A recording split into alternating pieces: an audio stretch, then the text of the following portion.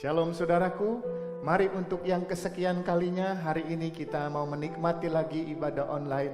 Saya percaya berkat Tuhan akan turun ke atas setiap kita yang membuka hati untuk diberkati oleh Tuhan. Mari siapkan hatimu.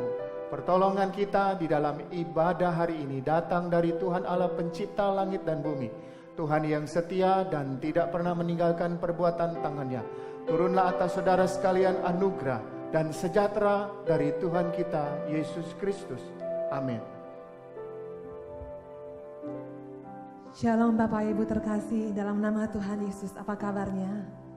Saya yakin bahwa kuasa Tuhan ada bersama dengan kita, dan biarlah kita menyiapkan hati kita untuk bersuka di dalam Tuhan. Haleluya.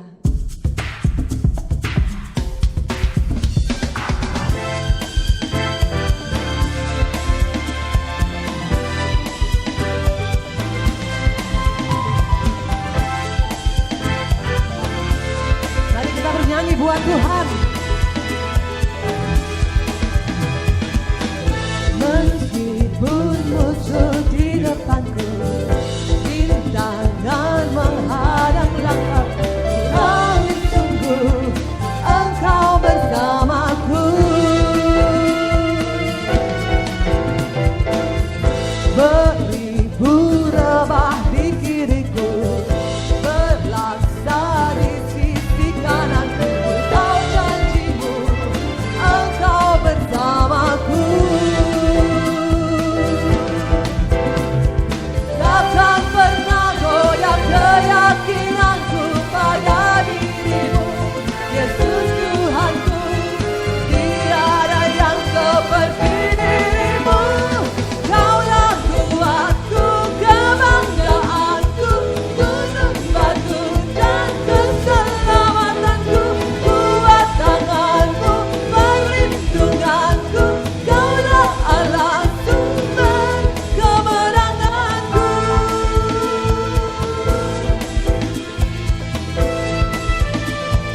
Katakan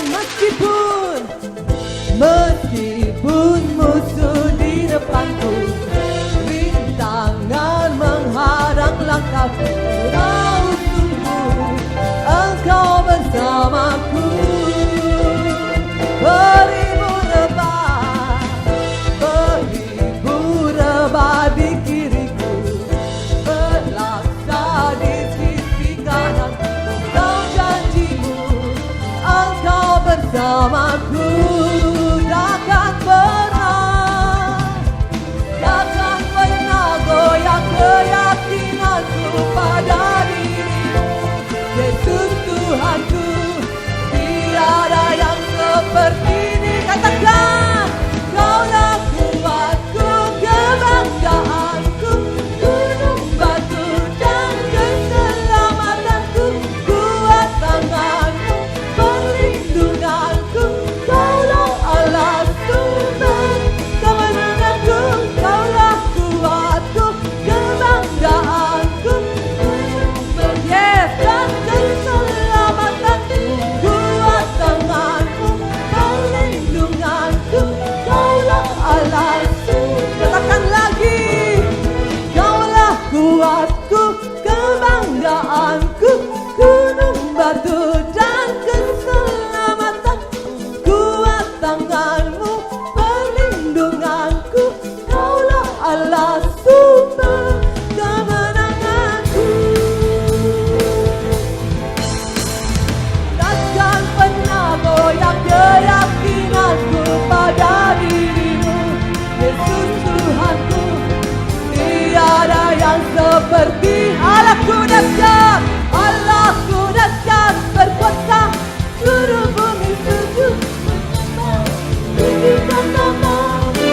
Allahku dahsyat, berkuasa, seluruh bumi sujud menyembah, tinggikan namamu.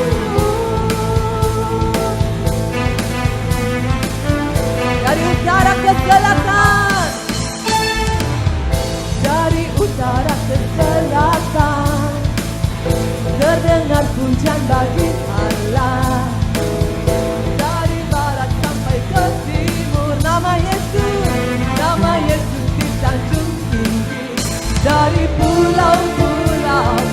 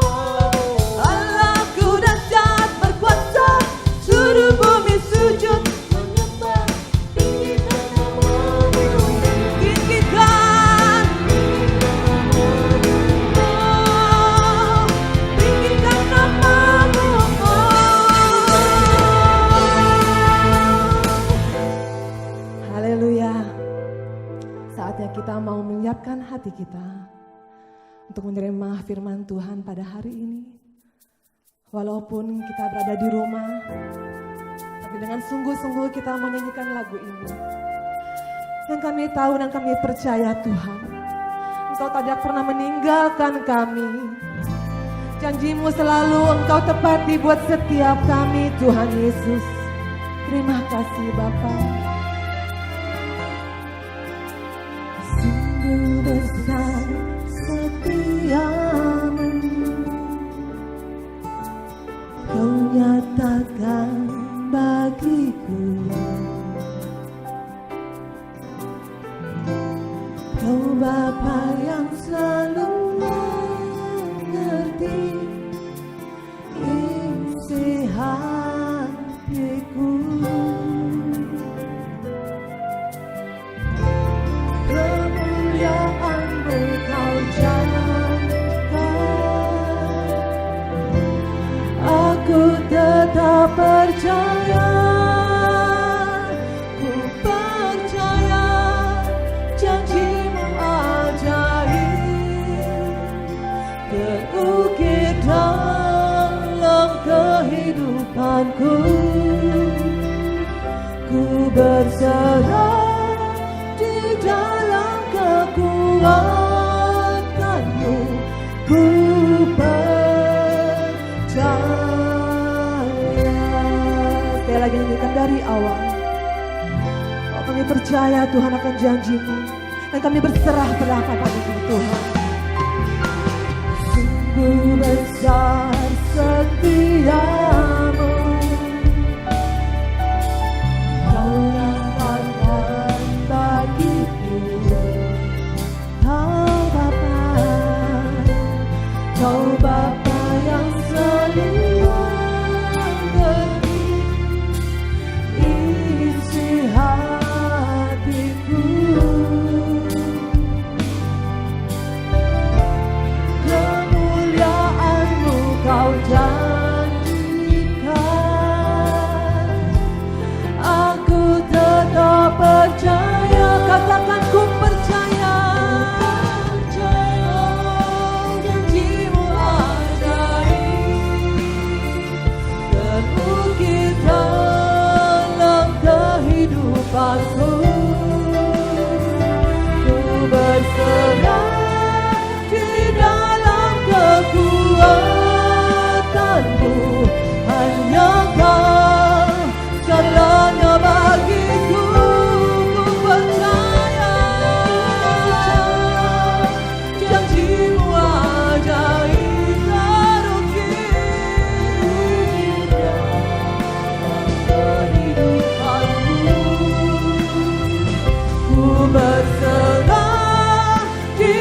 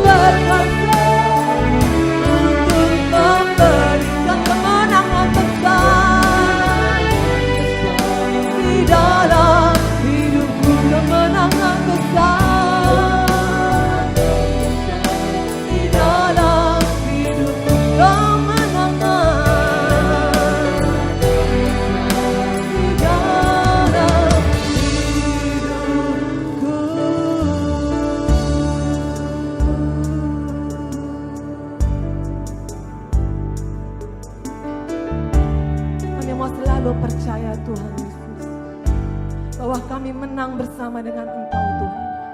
Di segala situasi yang boleh kami hadapi pada hari-hari ini Tuhan, kami percaya Engkau selalu bersama dengan kami Bapa. Saatnya kami mau mendengarkan firman-Mu Tuhan Yesus. Kami mau siapkan hati kami Tuhan untuk menerima yang terbaik. Terima kasih Tuhan Yesus. Kami berdoa dan mengucap syukur. Haleluya. Amin.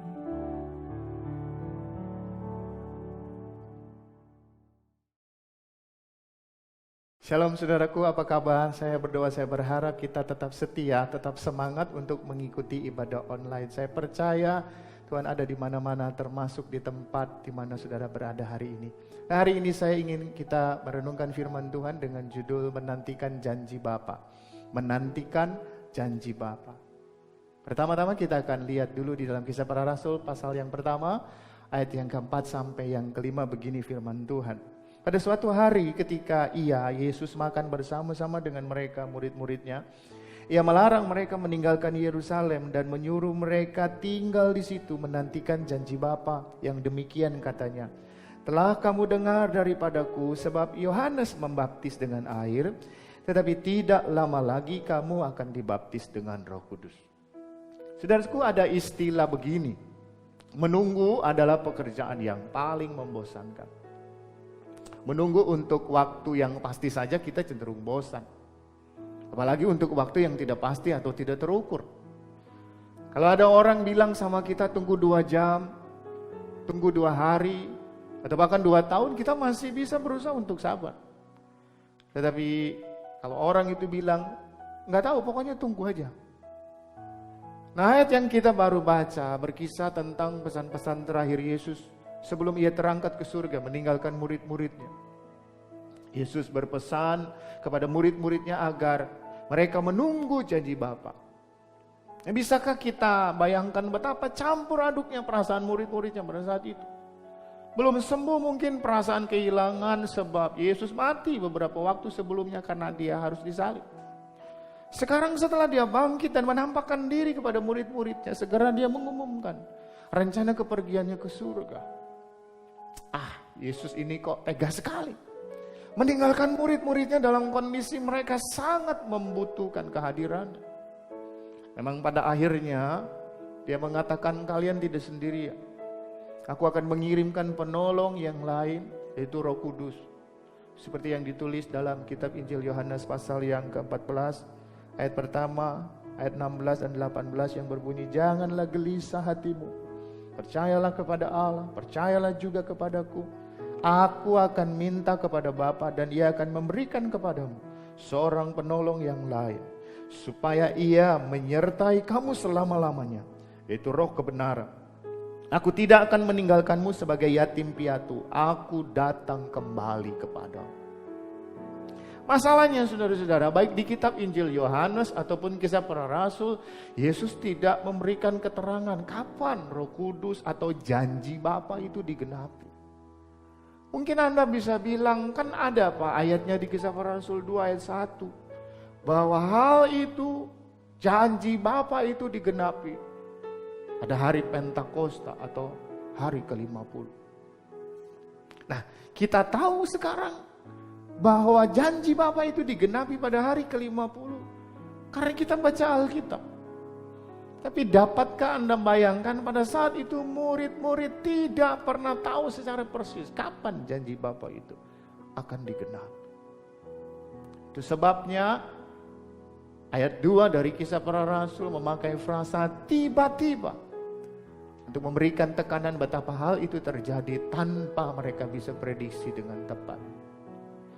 Saudara yang dikasihi Tuhan, berdoa untuk waktu yang lama, menantikan hal yang dijanjikan tanpa tahu kapan itu terlaksana, bukan perkara gampang.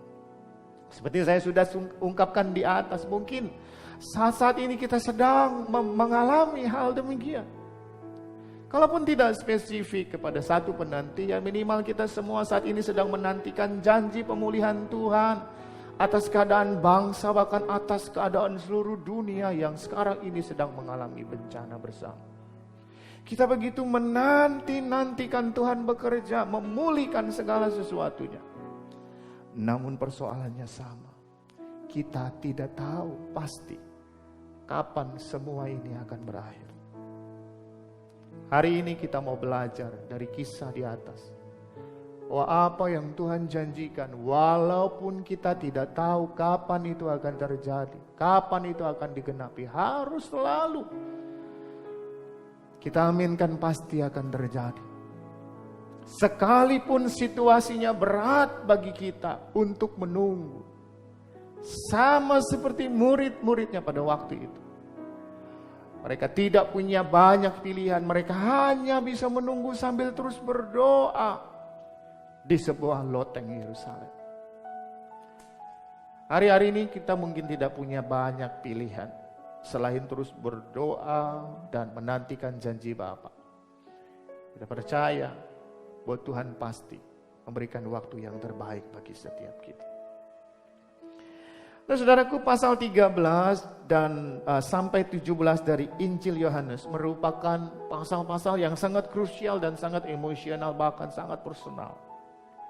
Saudara perhatikan sebelum Yesus ditangkap di pasal 18, ia banyak memberikan waktu buat murid-muridnya. Ia memberikan quality time buat murid-muridnya. Mengapa ia melakukan hal itu? Jelas karena ia ingin menyiapkan murid-muridnya. Mempersiapkan murid-muridnya menghadapi kondisi yang sukar sepeninggalnya ke surga. Yohanes 17 bahkan mencatat secara gamblang percakapan Yesus dengan Bapanya yang tidak akan pernah ada dalam catatan kitab manapun. Dan seolah Yesus ingin menunjukkan kepada orang banyak termasuk kita hari ini bagaimana sangat posesifnya dirinya terhadap yang namanya murid-muridnya. Bisakah kita lihat betapa pentingnya yang namanya murid-murid di mata Yesus? Sampai-sampai terjadi pembicaraan yang sangat eksklusif antara dua pribadi Tritunggal di sana, yaitu Bapa dan Yesus. Dan siapa yang menjadi topik pembicaraan orang-orang penting atau pribadi yang penting Tritunggal ini? Tidak lain tidak bukan, yaitu murid-muridnya.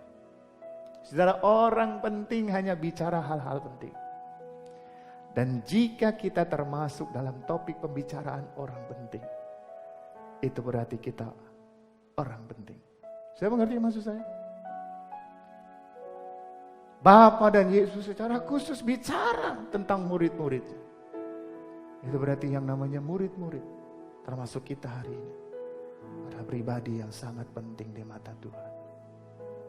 Jelas sudah, Yesus ingin menyiapkan hati murid-muridnya menghadapi penderitaan yang sudah terbayang di depan mata akibat penganiayaan. Dan benar saja kalau kita melanjutkan pembacaan dalam kitab Kisah Para Rasul, maka terjadi penganiayaan yang hebat, yang sangat luar biasa terhadap para pengikut Yesus. Bahkan Yohanes yang menulis Injil ini akhirnya dibuang ke Pulau Patmos. Dan di sanalah akhirnya dia menulis surat Yohanes dan kitab Wahyu. Yohanes dalam ilham Roh Kudus telah berpesan kepada kita melalui pasal 17 Injil Yohanes agar kita tidak usah takut menghadapi kesusahan baik yang sedang kita alami saat ini maupun di masa yang akan datang. Saudaraku, dengarkan, kita tidak sendirian.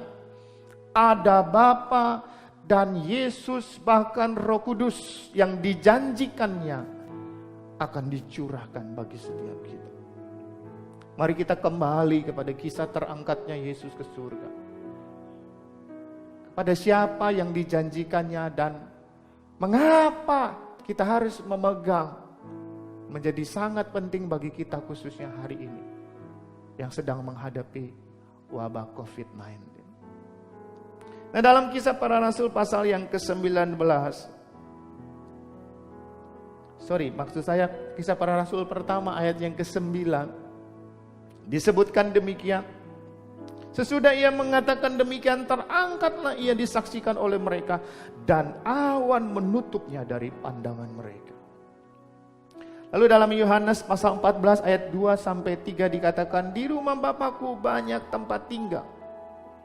Jika tidak demikian tentu aku mengatakannya kepadamu. Sebab aku pergi ke situ untuk menyediakan tempat bagimu. Dan apabila aku telah pergi ke situ dan telah menyediakan tempat bagimu, aku akan datang kembali dan membawa kamu ke tempatku, supaya di tempat di mana aku berada, kamu pun berada. Dari ayat firman Tuhan yang kita baca di atas, terungkap makna kenaikan Yesus ke surga. Ada 3 makna kenaikan Yesus ke surga yang perlu kita ketahui. Yang pertama, Yesus naik ke surga supaya ada tempat bagi kita. Saudaraku, hidup manusia di dunia ini sementara dan pasti akan berakhir. Alkitab bahkan mengatakan upah dosa adalah maut. Alkitab juga mengatakan bahwa satu kali kelak manusia akan meninggal. Jadi kematian adalah sesuatu yang pasti terjadi. Namun sebagai orang yang percaya, kita bersyukur bahwa kematian bukan akhir dari hidup kita. Kematian hanyalah cara Allah untuk membawa kita dari dunia yang fana ini ke surga yang baka. Kita sekarang berada dalam pengharapan akan kedatangan Tuhan yang kedua kali. Seperti yang dijanjikan kepada murid-muridnya, aku akan datang kembali dan membawa kamu ke tempatmu, supaya di mana aku berada, kamu pun berada. Jadi yang pertama, kenapa Yesus naik ke surga? Supaya ada tempat bagi kita di surga. Nah yang kedua, kenapa Yesus naik ke surga? Supaya Roh Kudus datang menolong orang percaya. Saudara, hidup orang percaya tidak bisa bergantung kepada kekuatan dirinya sendiri. Hidup orang percaya semata-mata bergantung kepada Roh Kudus. Dan jika Yesus naik ke surga, itu artinya Roh Kudus dimungkinkan untuk tercurah bagi setiap kita. Dalam seluruh aspek kehidupan kita, kita perlu Roh Kudus. Jika Roh Kudus hadir dalam diri seseorang, maka ia akan menginsapkan orang tersebut akan dosa. Memimpin ke dalam kebenaran. Dan mengingatkan akan penghakiman yang akan datang.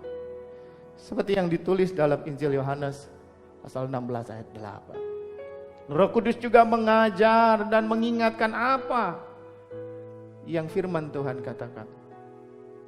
Roh Kudus juga membantu kita menjalani kehidupan yang berkenan kepada Tuhan. Dan membantu kita untuk memiliki pengharapan yang berlimpah-limpah. Roh Kudus juga membantu kita untuk menjadi saksi Kristus ke seluruh dunia.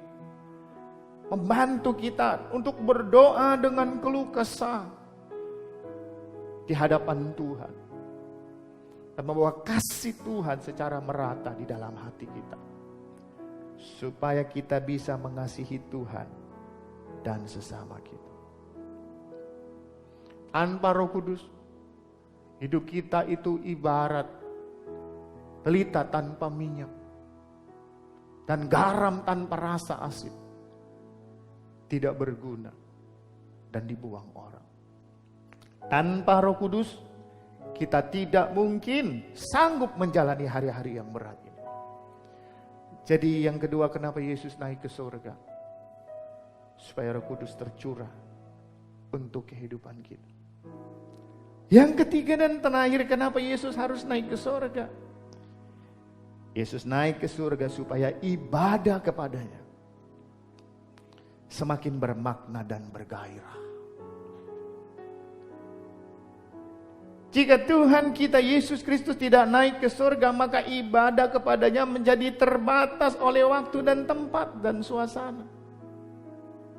Roh Kudus membawa suasana ibadah dalam roh dan kebenaran. Ibadah lalu tidak lagi terikat pada waktu pada tempat dan siapa yang memimpin ibadah. Itu sebabnya tetaplah beribadah dengan bersemangat dimanapun Anda berada hari ini. Karena Roh Kudus ada, tercurah, Dia hadir di mana-mana, termasuk di tempat di mana saudara berada hari ini menyaksikan tayangan. Jangan hanya di awal-awal kita mulai ibadah online ini kita bersemangat. Tapi sampai hari ini saudara harus jaga semangat untuk mengikutinya karena Roh Kudus hadir. Lebih daripada itu, hargailah orang-orang yang sudah menyiapkan ibadah online kita hari ini. Mungkin ada kebosanan menghinggapi saudara saat ini.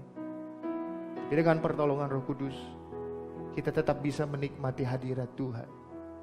Sekalipun dengan cara beribadah di rumah kita masing-masing. Amin. Tetap nantikan janji Bapa.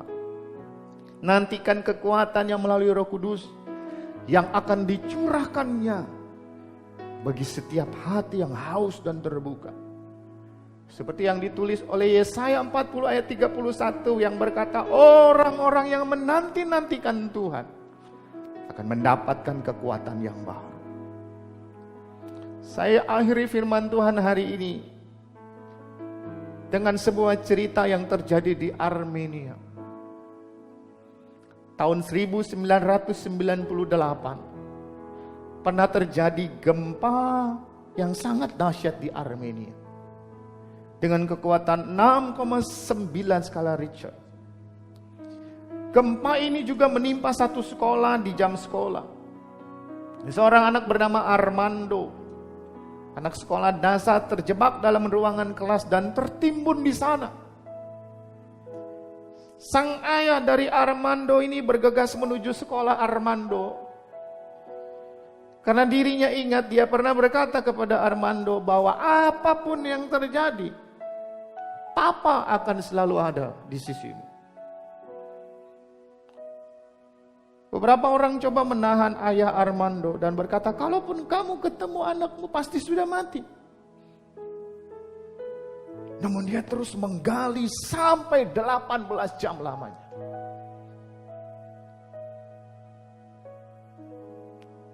Dalam sisa-sisa tenaga, dalam setengah keputusasaan, akhirnya dia berhasil menemukan Armando. Bersama 14 temannya terjebak di dalam sebuah ruang yang berongga. Mereka berkumpul di sana walaupun ruangan itu sangat sempit dan hanya menyisakan nafas satu demi satu. Namun yang menarik, dalam kondisi lemah, Armando kecil berkata lirih kepada teman-teman, lihat, sudah kubilang kan, kalau ayahku berjanji, ia pasti menepati. Bisakah kita berkata seperti Armando berkata, kalau Bapakku sudah berjanji, dia pasti akan menggenapi. Amin saudara. Percaya kepada janji Bapa. Nantikan terus, sebab dia adalah Bapa yang setia. Terus menantikan janji Bapa. Sampai pemulihan segala sesuatunya terjadi dalam hidup setiap kita. Saya mau ajak saudara untuk menanggapi firman Tuhan pada hari ini. Dia Bapa yang setia. Dia Allah yang berjanji tidak pernah meninggalkan kita sebagai yatim piatu. Kita tidak ditinggalkannya sendirian. Sekalipun saat ini kita sedang mengalami dan terus mengalami kondisi seperti ini. Tapi percayalah bahwa kita aman bersama dengan Tuhan. Kita tenang bersama dengan Tuhan. Haleluya. Dinyanyikan pujian Bapa kau setia. Engkau Allah yang mulia. Bapa kau setia. Bapa kau mulia. Tenanglah jiwaku, aman bersamamu. Lebih dari harta, Kaulah segalanya. Tenanglah jiwaku dalam hadirat-Mu. Kau tunjukkan kasih setiamu, Kau menyediakan yang ku perlu. Kau setia, Kau mulia, dulu, sekarang, dan selamanya. Kau tunjukkan kasih setiamu, Kau menyediakan yang ku perlu. Kau setia, Kau mulia, Bapa, Kau setia. Dia Bapa yang setia. Dia tunjukkan kasih setianya dalam kehidupan kita. Oh, tenang jiwa kami bersama-Mu. Bapa, Kau setia. Bapa, Kau mulia. Tenanglah jiwaku, aman bersama.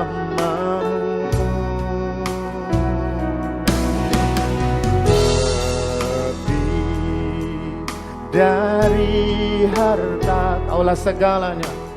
Kaulah segalanya. Tenanglah jiwaku dalam hadirat-Mu. Kau tunjukkan kasih setiamu. Kau menyediakan yang ku perlu. Kau setia, Kau mulia, dulu, sekarang, dan selamanya. Kau tunjukkan kasih setiamu, Kau menyediakan yang ku perlu. Kau setia, Kau mulia, Bapa, Kau setia.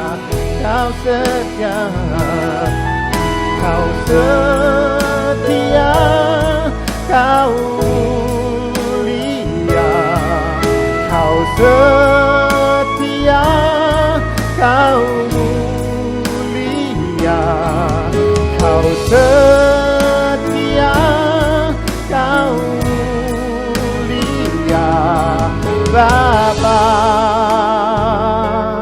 Kau setia.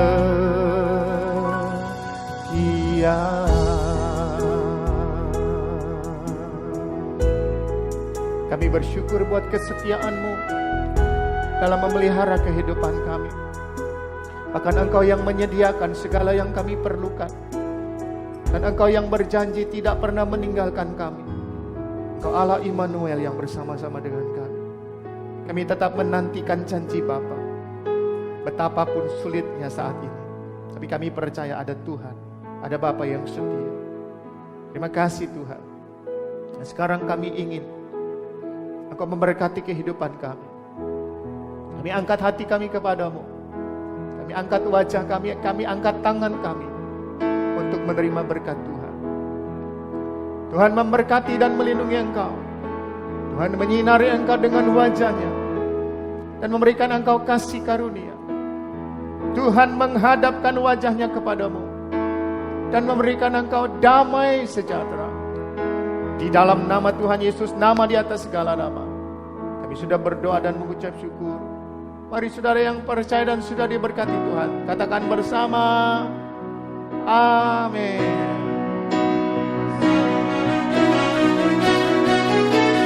Segala puji hormat kepadamu, segala syukur atas lawatan-Mu Tuhan, buat hidupku mampu melakukan segala firman-Mu.